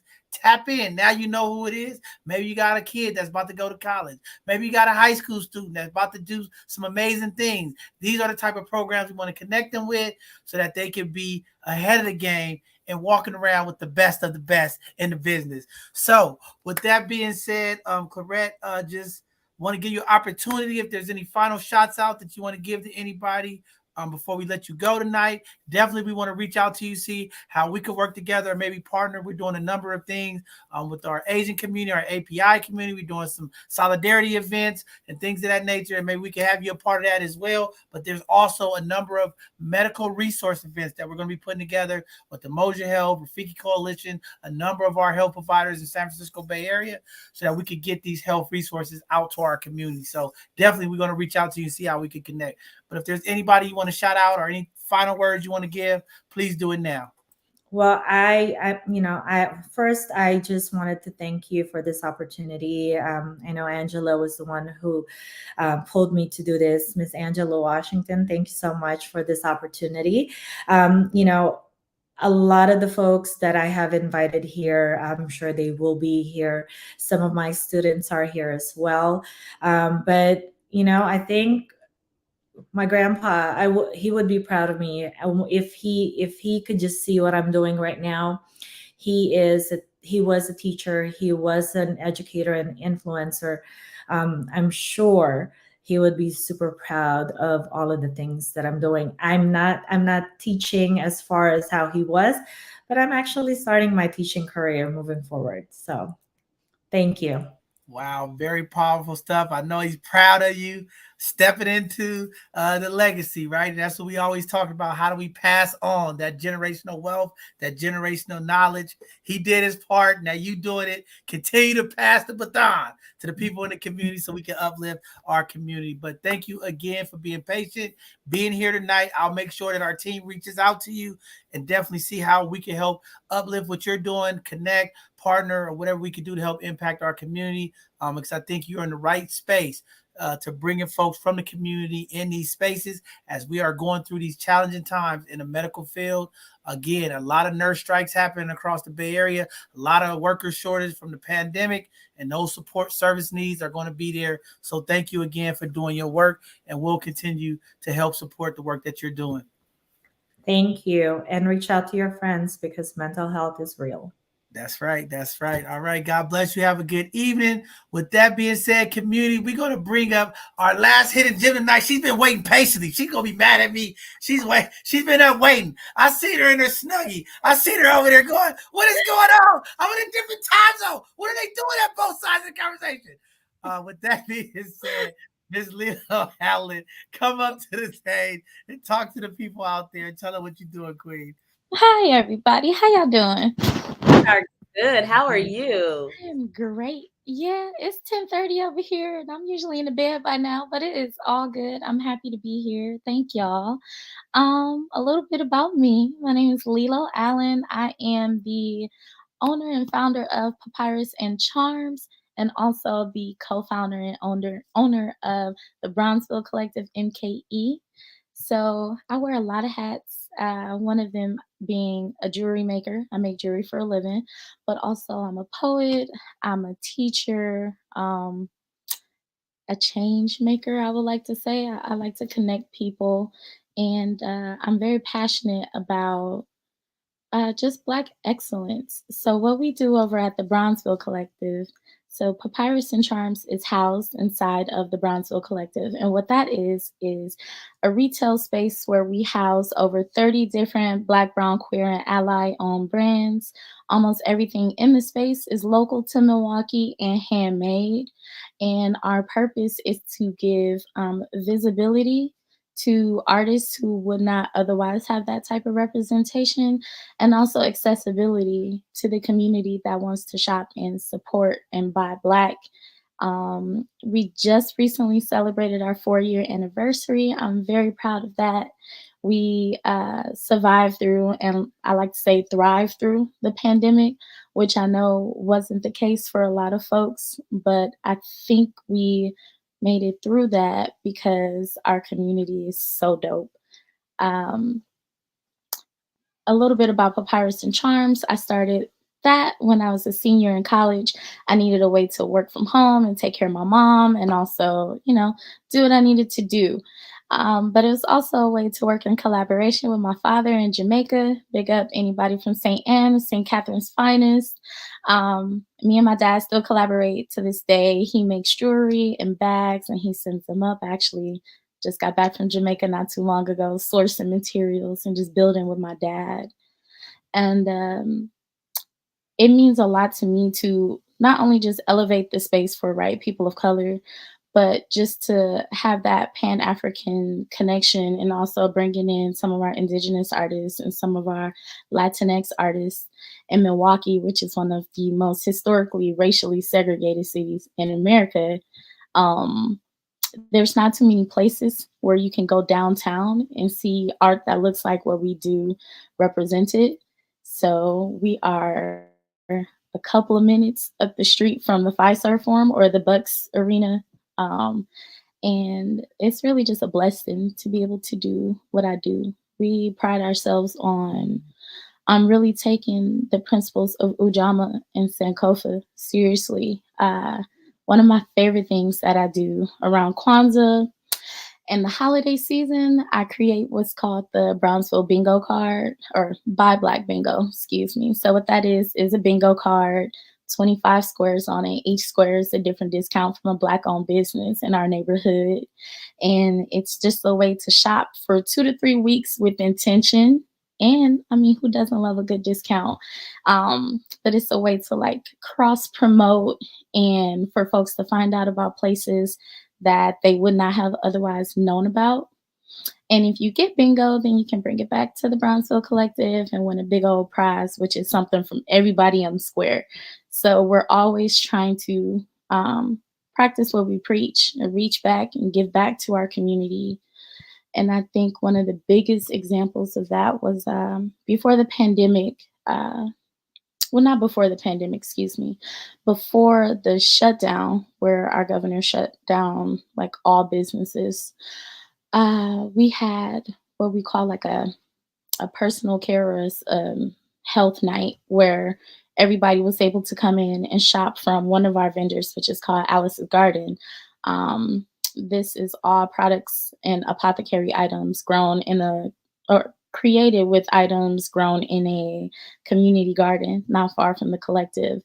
And a lot of those items fight cold and flu and keep you safe. So we did one big come and get your stuff and prepare for this pandemic type of sale. And then after that, we shut our doors. We were closed for almost 5 months and we started the COVID Collaboration Fund.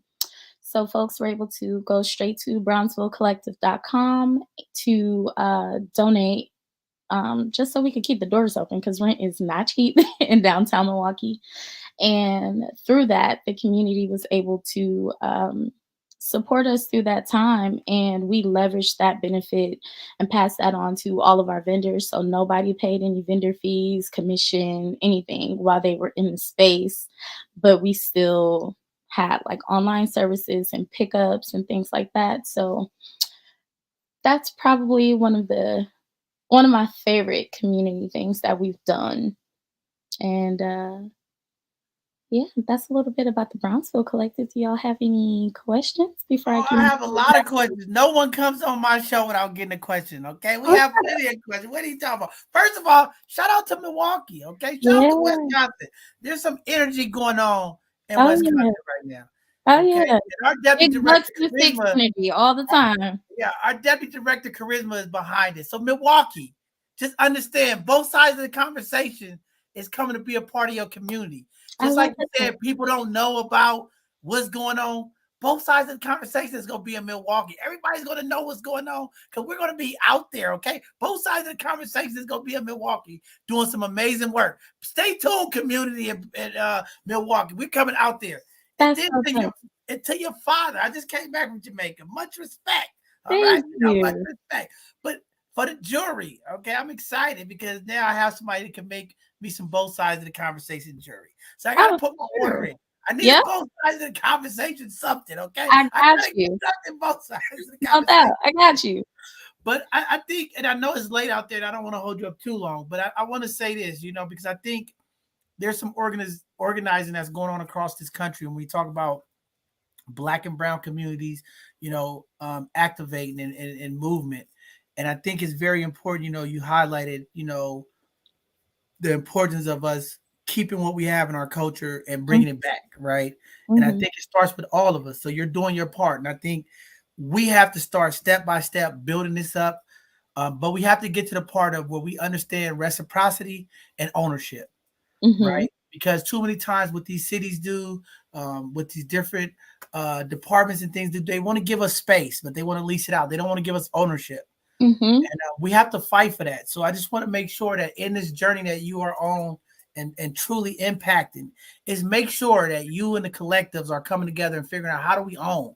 Because it's one thing to have a storefront and rent. But then when the gentrification happened, when the change comes, they get us out of the city because we don't own anything, right? And I don't want us getting comfortable in that mindset. So one of the things So, here, our motto is ownership. So I want to make sure you keep ownership first. But we're going to support you, okay? We're going to support you. so a little something about Brownsville, if you didn't know. Brownsville is historically the financial epicenter of the Midwest. In the 50s, 60s, Jim Crow era, this was the only place in Milwaukee where Black folks could live, work, own property, do business with each other. This was what they called the Midwest Chitlin Circuit, right? So some of the historic buildings we have there is where Duke Ellington would come and play, and Sarah Vaughan and things of that nature. And this neighborhood is still pretty much Black owned. The building that we reside in is owned by a Black man who owned all of, like, his family owned all of the grocery stores back in the day. And in the 60s, it was a Black owned dentist office. So, like, there's some real spiritual and just a feeling of like your body belongs in these spaces, like we've always belonged here. So I think that's something that's really beautiful about what we do. We're right across the street from America's Black Holocaust Museum, which is the first museum to acknowledge chattel slavery as a Holocaust. So we're tied into all of these different spaces. The ownership is coming. We some babies out here, but it's coming. Um, but speaking more to that, another aspect of what I do as not only just a business owner, but an educator is I work with an organization called Arts at Large. Big shout out to Symphony Zawadi. Um, and I teach a cohort called Business of Art. So what that looks like is teaching young people how to monetize their intrinsic artistic skills. So you sketch, you paint. Let me show you how to make some money real quick, and let me show you how to do it the right way, and let me show you how to support other folks. And it's been super successful. I remember last year, one of my students, the big final project was a commentary on the historic 13th Street marches with Father Grappi and the youth of NAACP, which spoke to the Black youth impact on desegregating housing in Milwaukee. And those youth actually are the main reason why Milwaukee isn't as segregated as it used to be. Yes, I could talk about waist beads, but we had a student who was very gifted in art. She did some block prints, and I don't think she could imagine seeing her art as anything except for what was on the canvas. And I'm like, no, baby, let's put these on some pins. Let's put these on some t-shirts. Let's have a story. And let me get you your elevator pitch ready. And on opening night of the event, she made $500. She's 17 years old. Mine was blown. She didn't know that was possible. So what I want for especially the youth is to see the possibility of what they already came into the world equipped with. And there's a way to monetize that, but also to do it in a way that that celebrates not only what you're able to do, but is mindful. I teach mindful business ownership. I see a question from Miss Charisma. Can we talk about waist beads and what they represent? So it's all a matter of perspective. Historically, waist beads come from like West Africa mainly, and a lot of women will wear them as a means of showing off their femininity. There's some colors that mean different things to different folks. A lot of folks don't want them shown nowadays. It's easier, well, not easier, it's more accepted for them to be shown. What I create, everything that I create is genuine stones, precious metals, woods, things of that nature. And I'm real intentional with the things that I create. So when I'm making waist beads for a person, if they come to me and tell me I need some joy, some protection, some clarity, I'm going to create a strand that has, I try to do at least 30 different crystals on them. But everything I create is for folks to wear with intention, like, and just picture what that healing process is for you and kind of invite that energy into your life. That's just what I do. I know some folks feel a little differently and do things in a little different way, but you know, I'm me. Now, wait a second. I got to ask you this. So the superpower is in the waist beads. It can be. I need a million of them. We need more women to step into their femininity. Give me a million of them. No, but the problem is y'all like to snatch on them too. And it's like, no, just let me be cute. Keep your hands to yourself. Oh my goodness.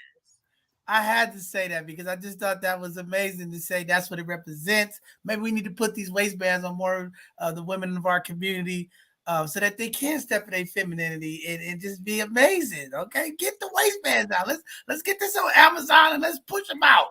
Let's get a million of them. Rose quartz. We got to get y'all some tiger eyes so y'all can step into, you know, your leadership roles or whatever you need to do. But I got you. Get that specialty order into her, John, for you. Definitely. We'll put the order in. Charisma, connect us. We'll get it. I got you for sure. I but guess you oh, go ahead, Liv. No. You go ahead. I'm sorry. Oh, I was just gonna say, I think the main thing that I want to leave people with an impression of what we do here in Milwaukee is there's such a beautiful, rich Black entrepreneurship spirit in our city. And there's so much community here. And I know, can we cuss on this show? Okay, I know. But you know, folks come from out of town like, oh, it's niggas here. Yes, it's so many of us here. And we're so like, we want to bridge all those gaps. A lot of the programming, even that we're doing on a state level in terms of providing access to businesses, is modeled after a program in Detroit called Detroit Match. So we've had individuals that work for like the state go out to Detroit and study what they're doing there to be successful. And the Brownsville Collective, I like to say it was all the stars aligning at the right time, but also we had the proper infrastructure and support. So my partner Tiffany and I, we had a program. There was a program called Pop Up Milwaukee. So what that looked like was business owners who didn't have a brick and mortar were given a white boxed store. White box just means move in ready, free for 30 days, no rent, no utilities, and you also got a stipend of a few $1,000s to decorate the store however you wanted to, with little to no guidance. It was see if you can hack it in a store, and if you're successful, cool. If not, also cool. You can say you had that experience.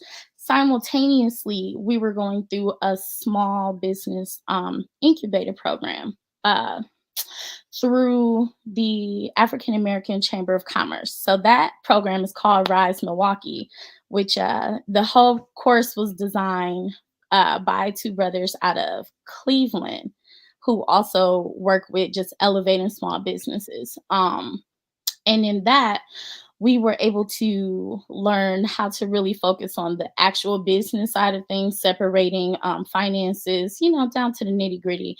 And at the end of that program, you were able to pitch your idea like Shark Tank and win money. So while this was going on, we were actively testing out the business model, the collective model of the Brownsville Collective. We pitched that. We won, and we won fan favorites. So we won this little pot of money, $5,000, that was able to let us secure the space that we have now. But a lot of cities don't have resources like that, or folks just don't know where to find them. If you are an aspiring business owner, definitely look into your business chambers. There's always some programming. If you're in Milwaukee, I suggest you look up LISC and WIBIC.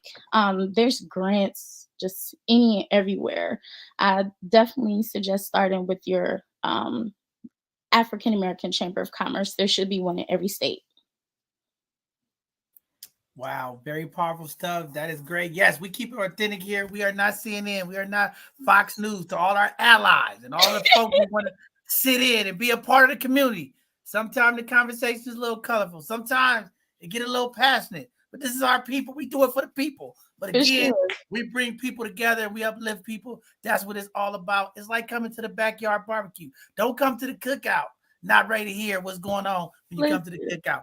But again, want to say thank you for being here and being up late. I know it's late. You on the time. Charisma go beat me up. She said, "Why did it take us so long to get her on?" But I didn't know you got in late, so we apologize. But definitely, we want to look at how we could connect. I know I'll be out there. I'll be coming out there soon. So I can kind of check out the footprint. Charisma's going to give me a tour of what's going on in Milwaukee, figure out how we can continue to support our Black and brown community, because that's our job, okay? We're here in the Bay Area. We're uplifting the voices. We're changing the narrative here. But we're going to impact our Black folks all across this country, okay? We want to find out. People are calling us, hey, we want y'all to come out here and feed the homeless with us. We want you to come help do a community cleanup. Our job is to impact Black folks across this country and work with our Black and brown communities to make sure that we are connecting folks, we are bringing in resources, and we're going to continue to do our part here. That's our commitment, and we're going to make sure that everyone has an opportunity to feel what they need to feel and express what they feel here at both sides of the conversation. We're going to support you. I'm looking for some jewelry, okay? I'm going to have Charisma check you. We got to get some both sides of the conversation swag, okay? I need some. All right. So with that being said, Ayana, you have anything that you want to ask? Are you good before we let this young queen go? This queen dropped jewels. She dropped resources for the community. So you all take what she said, go get that business started or keep that business afloat by using those resources that she provided. Thank you so much. You've been a great gem. And just, we can't wait to get our waist beads. And he can't wait to get his necklace and his bracelet. I got y'all. I have one last thing to say. I'm Go ahead. super accessible. So I know y'all see the social media tag down at the bottom. If you have any questions, I'm always here to like help folks in their business journey. It's what I do. So, and thank y'all for all the kind comments. I appreciate y'all. No problem. Definitely, that's what we hear. If there's any final shout outs that you want to give, you better give Charisma a shout out because she might be mad at you after this. For sure. No, we was already in the chat. Thank you, Charisma. I appreciate you. I just want to shout out everybody in Milwaukee, my business partner Tiffany. Definitely follow Bronzeville Collective on Instagram and Papyrus and Charms. And shout out to my dad. I can't wait to see him in January. We're gonna cook up something nice. As they say in Jamaica, yeah, man. Okay. Listen, when I was out there, all I can say is the best chicken in the world is in Jamaica. If Did you go to KFC? Did you go to KFC? No, I didn't go to KFC. I was in Montego Bay. Let me tell I went to one restaurant. I felt like I was addicted. I was like, I gotta go back and get some of that chicken. It was so good. It's good, but if you come back, go to the KFC. It's not what's here. Let me tell you that. It's different. Check it out. No, definitely the food was amazing. All of the chicken that I had down there was great. The people are great. The love, the solidarity. And again, those are the models that we want to bring here in the States. How do we continue as Black community, Brown community, working together in solidarity? I always say it. Solidarity means working together 365 days a year, all community, on all community issues, whether it's the API community, whether it's the Latinx community, whether it's the Black community, the Samoan community, the Pacific Islander community, until we all stick together in solidarity to stand for when things are happening in our community. That's the only way things are going to change. So we're going to continue to do our part as well. With that being said, okay, it is time for the bishop. Okay, you know, my team here at both sides of the conversation has assigned me a new nickname. Before every show ends, I give a benediction. I like to wrap up the show with some positive words back to our community. So with that being said, I'm going to jump in the pool pit. Okay, I got my pool pit down today. Okay, I'm going pastor on them. But first, I want to say thank you all for tuning in. This is what it's all about, support community. I know it's late, and I know we're going a little over tonight, but thank you for tuning in. These hidden gems are very important to our community. You heard from Modest. She is bringing healing to our community. Some folks might not be able to understand the difference between the CBD, the THC. Is it illegal? Is it not? There's an opportunity for everybody out there to try what you need. Reach out to your medical provider. Do your research. There are more than one way to find healing and to find solutions for your health. That's just one of them. She said there's a number of things that you could do. Reach out to her. That is the purpose of her being here tonight. Find a new way. Find a new journey. Whatever you're going through, there's an opportunity for you to fix it. You heard from Clarette, the medical field, the opportunities, bringing more hope to our community, bringing resources and information. That's what it's all about, connecting people. Health is your wealth. If we don't have health, we have nothing. Mental health is the top priority in our community right now. You see the tragic events that take place all across this country every day. We need more healthcare providers. We need more people that look like me and you to represent the healthcare industry. If that is you, maybe you're thinking, you don't know. You have an opportunity. You met Clarette tonight. Reach out to her. Operation Inspire. I'm inspired. You should be inspired. There's an opportunity out there for you. Please reach out to her. Connect. We want to increase the medical presence. When I go into a hospital, I want to see you. I want to see me. I want to see other people in our minority community in the forefront. So when I come in there, I can feel like someone understands me. Then we have the last hidden gem. Okay, this phenomenal sister is doing a lot of things, bringing jewelry to the community. Y'all know in the community, we like bling bling. Anything that we can have is very important to make it shine. Sometimes the diamonds represent the success, the victories, the hurdles, the pain. So what we're going to do is support her. If you have an idea or some charms that you need, reach out to her. Her Instagram is up on the screen. Support another sister. Support another Black business. That's what we got to do when we talk about Black economics, when we talk about the Black ecosystem. How do we bring money back into our community? This is how we do it. We spend our funds with the people in our community. She also have waistbands. Maybe you've been living in your masculinity for a while. Maybe you don't know how to be in your submissive role, or maybe you don't know how to just be 100% in your femininity. Go get the waistbands. It's like a superpower. It's like kryptonite. Maybe it's like a new delivery for you. I don't know. 1 million of them we're going to purchase. We're going to put them out to the community. But again, it is there for you. And I know they're going to come for me. They're going to say, John, you're too much. But again, anything that can empower the people in our community, we're always going to lift that forward. So again, community, go out there. Ladies, try the waistband.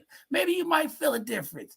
Maybe you might feel like you're empowered, you're inspired. I don't know. Just go try something new. The whole thing is be open to something new because you never know what can happen. As Mata said over and over tonight, lead in love. Community, there's a loss of love in our community. It's a loss of trust in our community. Whatever you're doing out there, find a way to come back around. Lead in love. Lead with humility and gratitude. Continue to uplift each other. Let's cheer each other on. Let's salute each other. Let's make sure that we all are doing great together. Make sure your next dollar spent is within our community. The Black and Brown community is a community that has been dealing with it the most. They are the ones who suffer the most.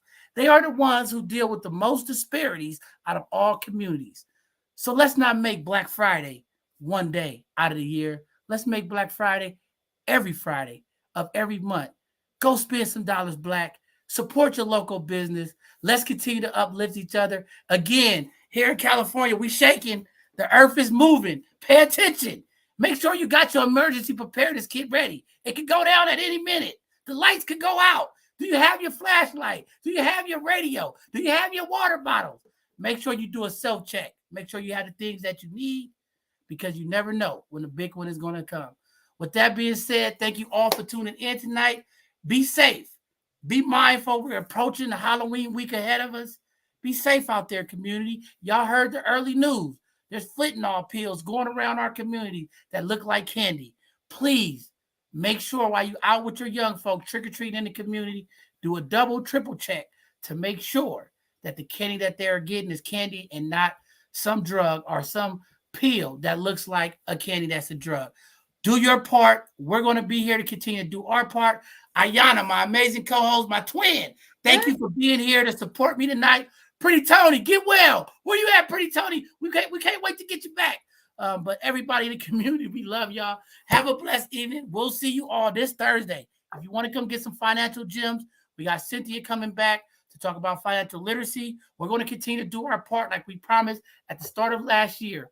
We were going to promote health and financial wellness in our community, and we've been holding up our end of the bargain. We have bought some amazing healthcare providers to talk health, and we have bought some amazing financial literacy folks over the last several months to help educate and impact our community. We're going to continue to do our part in changing this narrative. We're going to do our part to make sure that we intentionally get the education and awareness out to our community, and we're going to do our part to continue to have these conversations that are taboo and stigma in our community. And lastly, we are not central media.